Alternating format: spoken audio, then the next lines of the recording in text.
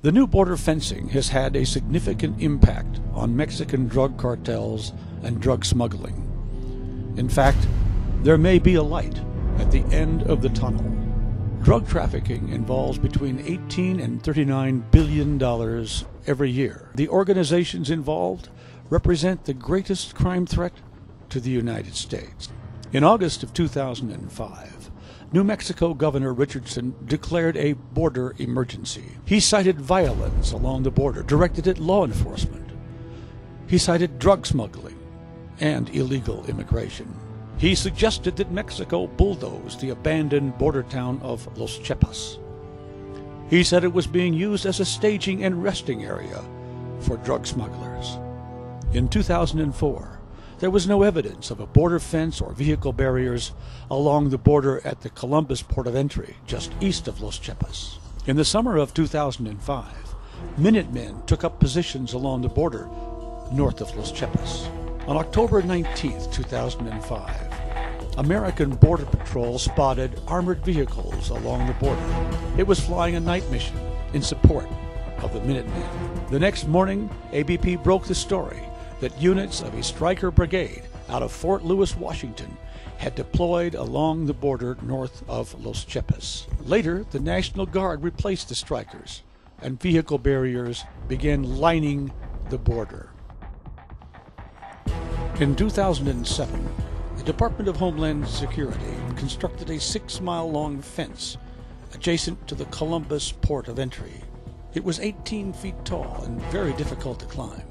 By the end of 2007, the National Guard was gone, but fence construction continued. On November 21, 2008, Customs and Border Protection reported that when the new fencing was installed, apprehensions dropped by 60% and drugs and narcotics by 100%. Today, Columbus has more than 8 miles of fencing and 22 miles of vehicle barrier. The Yuma Border Patrol Station includes the Barry M. Goldwater bombing range. For years, it has been a favorite of smugglers running drugs into the U.S. In the following, you will hear the crew of an American Border Patrol aircraft as it flew west from the spot labeled A. This is part of ABP's Operation Beef. I actually got a 2-track right here going to the United States. These are vehicle tracks running into the Goldwater bombing range. Okay, I got tracks in the wash going to the United States.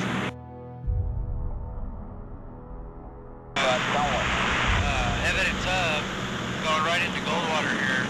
Here's a big old 2-track. These washes connect and go all the way up to Interstate 10. 1 year later, the ABP crew flew past the same area. This time, a fence had been built.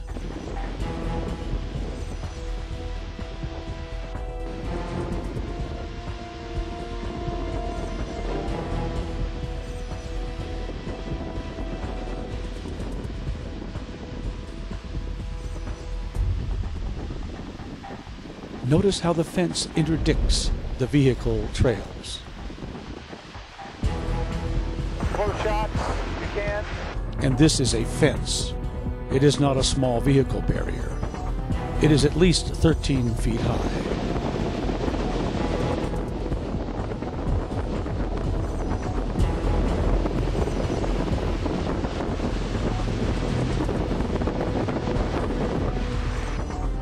In this segment, the crew is flying further west in the open desert from point B on this map.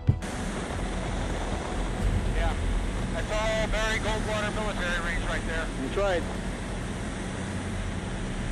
And Highway 2 right there underneath us on the Note left. that the aircraft is flying in Mexico, pointing its cameras north. This was done in accordance with FAA regulations and a filed flight plan. Not much anything there. I don't see a fence there. I will take a close shot with the still, okay? Right. See if we can see a fence in there at all. I'm not seeing anything. Okay, we'll take a close shot. I have. Give me the number. 1052, 1052. 53, and 54. Photo 1052 shows a wide open border with no fencing. In fact, the crew couldn't even find a no trespassing sign. I got another one. 200. I got two tracks that are driving right across the border into the United States. Yeah, people just like drive off the road and they're in the United States and they're going north. Yeah, and I mean, it's See it. A lot of it.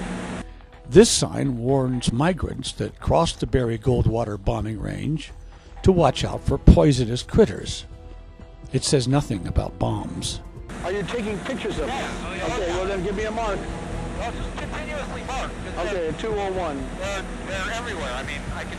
Okay, but you're getting the video too. Yeah. It's as common as squirrels. This is incredible. This is the payoff, guys, right here. Mark. I think. I mean, 202. 1063. I mean, they're just everywhere. There, look at that. Everywhere you look, there's two tracks that drive right across the border. More than 17,000 illegal aliens were reported apprehended on the bombing range in 2005. 6 months later, the Goldwater Range was protected with 40 miles of fence. As the crew flew along, it could see clearly how the fence had cut off hundreds and hundreds of vehicle trails. Miles southeast. In mid-2008, American Border Patrol's Operation Beef flew a mission over the sand dunes west of Yuma. Here we are. We're flying west of Yuma across the desert. And here there is absolutely nothing. We have no barriers.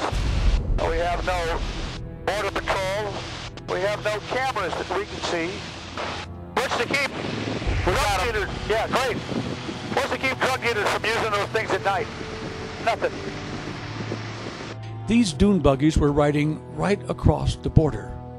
They couldn't see it because there was nothing to show where the border was. A drug smuggler's delight. Yeah, it's not much of a border. I'm going to zoom in and see if I can see if there's any fencing there at all. There's not. There's not. No barbed wire, no nothing. Nope. This monument marks the location of the border, probably used by smugglers for navigating in the dunes. Now, new fencing stops their northward trek. In 2008, the entire desert from Yuma to Calexico was closed off to smugglers. Along the Mexican border, fencing and vehicle barriers grew from 100 miles in 2005 to more than 500 miles by the end of 2008. Smugglers are becoming desperate. They're even using ultralight aircraft to move small amounts of marijuana across the border. One pilot was killed near Yuma. High-tech submarines are being intercepted at sea. Mexican cartels are growing cannabis plants on national forests. More drug tunnels are being discovered. Do these acts of desperation have anything to do with the fact that America is building fencing and barriers along the border? As more fencing and barriers went in, more marijuana was planted north of the border, and more plants eradicated. As more fencing went in, the price of cocaine rose. And, most incredibly, as more smuggling routes were cut off, drug-related deaths in Mexico followed. There is no doubt that new fencing has interdicted known smuggling routes. South of Sierra Vista alone, the fence now stretches for 43 miles. With more than 200 miles of new fencing and more than 240 miles of vehicle barriers interdicting smuggling routes, is it a surprise that cartels might be warring over the remaining routes? If this is so, then there is a light at the end of the tunnel.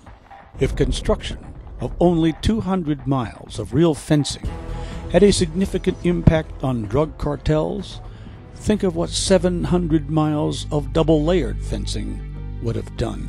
The evidence presented here argues that the Congress of the United States should reinstate the Secure Fence Act of 2006, fully funded and expanded to at least 1,000 miles of the border.